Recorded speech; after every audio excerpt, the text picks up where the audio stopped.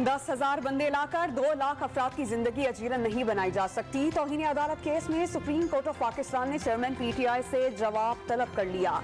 जमहूरियत को मानने वाले ऐसे एहतजाज नहीं करते, चीफ जस्टिस के रिमार्क्स। ताकतवर और कमजोर के लिए यकसा कानून चाहते हैं। चेयरमैन PTI ने इंसाफ की अदम फराहमी मुल्क का सबसे बड़ा मसला करार दिया। इमरान खान ने लॉन्ग मार्च का मकसद इंसाफ की जानिब पेशकदमी करार दिया। PTI का लॉन्ग मार्च आज गुजरावाला से घक्कड़ के लिए रवाना होगा। मार्च का नया शेड्यूल जारी। काफिला 10 नवंबर को रावलपिंडी पहुंचेगा।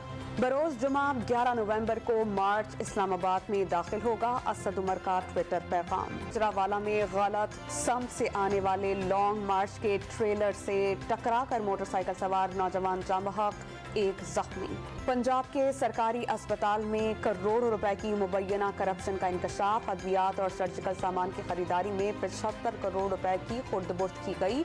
12 मुलज़िमीन के खिलाफ मुकदमा दर्ज, तहकीकात शुरू। शरपसंदों ने इस्लामाबाद के कचनार पार्क में नस्ब सिन्फ़े आहिन नामी मुजस्समा गिरा दिया। CTA ने मुजस्समा बहाल कर दिया। वाक़े की तहकीकात जारी। कराची के इलाके रेंज रोड लाइन में खस्ता हाल, खाली इमारत जमी बोस, कोई जानी नुकसान नहीं हुआ। T20 वर्ल्ड कप में भारत और बांग्लादेश के दरमियान मैच बारिश के बायस रोक दिया गया। डकवर्थ लुई मेथड के तहत बांग्लादेश की टीम को 17 रन की लीड। मैच शुरू ना हुआ तो बांग्लादेश फातेह करार पाएगा।